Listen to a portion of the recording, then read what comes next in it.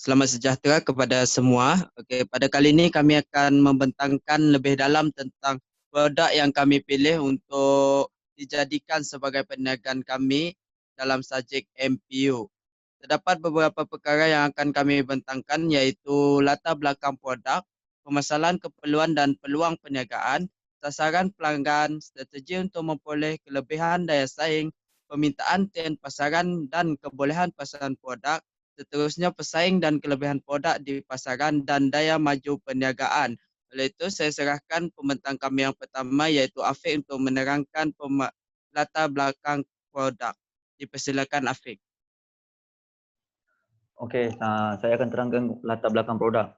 Yang pertama, kebanyakan rakyat Malaysia menyukai makanan ringan.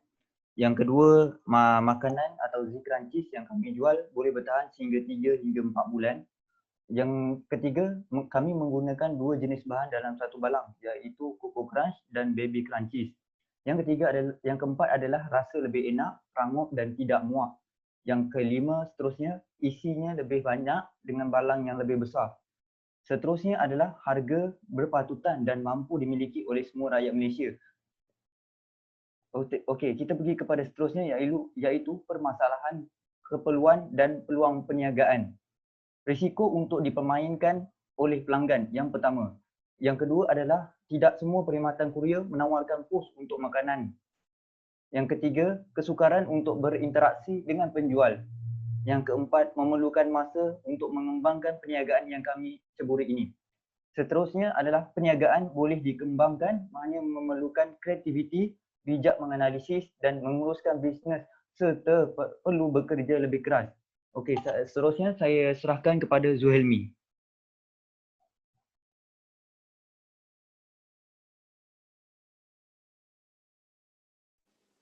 Okay, Assalamualaikum dan salam sejahtera. Okay.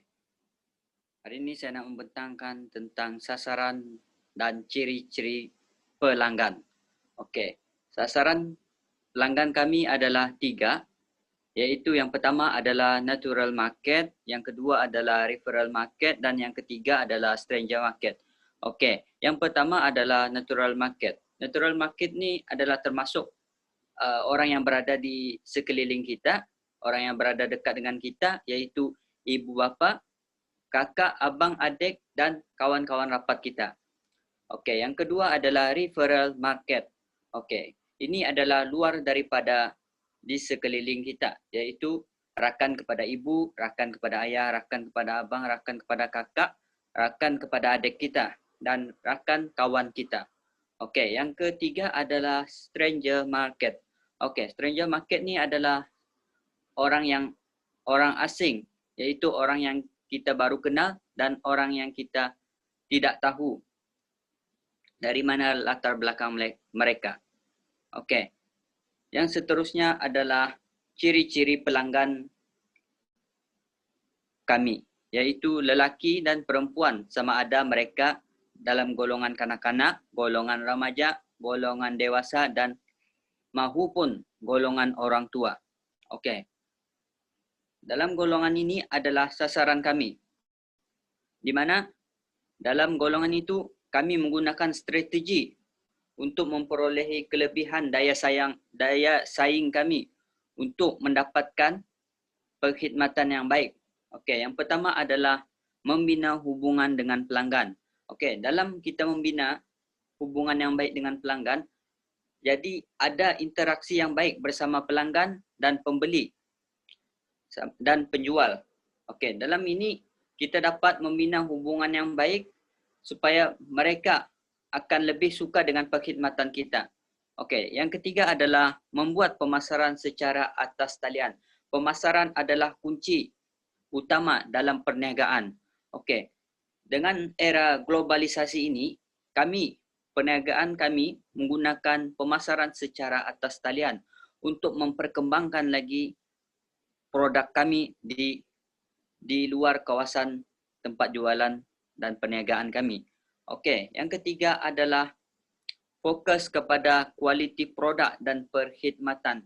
Ini adalah antara yang paling penting dalam perniagaan, iaitu di mana kita perlu fokus dan konsisten dalam kualiti produk kita serta perkhidmatan yang baik juga dan cas servis yang baik juga perlu diperketatkan dalam perniagaan ini. Okey, ini adalah business model canvas kami. Seperti apa yang saya terangkan tadi, di mana saya menerangkan adalah ciri-ciri dan sasaran pelanggan kami dan bagaimana kami berinteraksi secara di alam maya maupun secara bersemuka sama pelanggan kami. Okey. Pembentangan yang seterusnya saya serahkan kepada pembentang yang seterusnya. Oke, salam sejahtera semua. Jadi saya akan meneruskan pembentangan ini yaitu dengan permintaan, tren pasaran dan keboleh pasaran produk.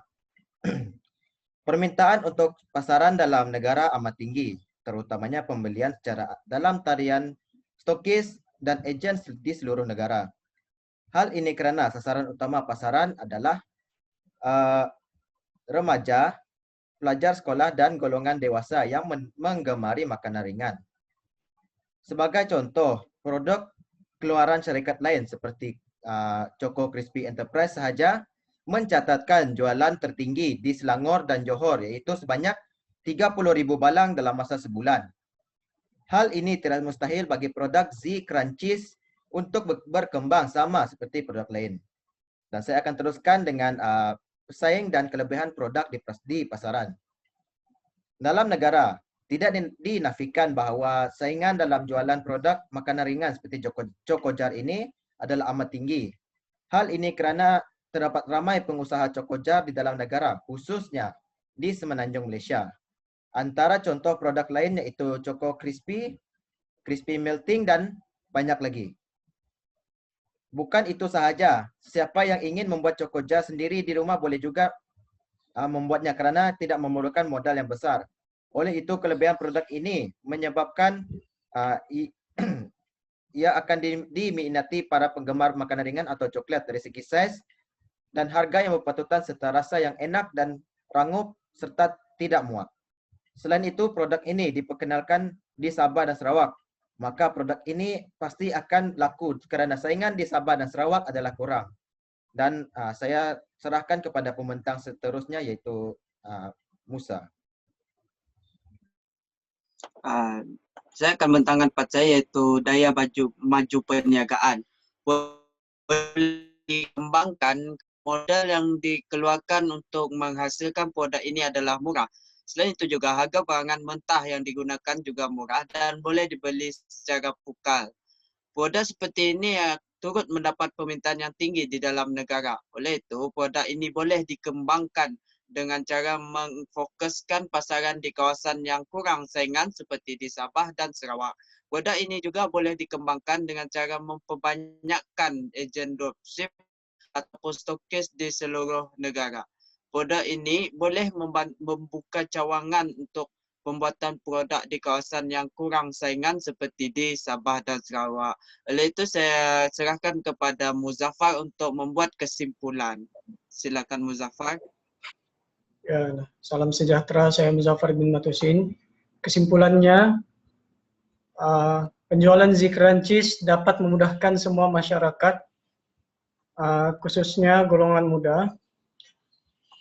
Produk Z Crunchies dilihat berpotensi untuk mendapat perhatian masyarakat khususnya terhadap golongan muda yang masih belajar dan juga bekerja.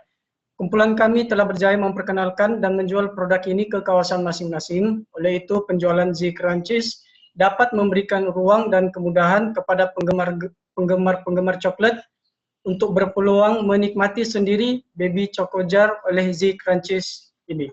Sekian daripada kumpulan kami. Terima kasih, Madam.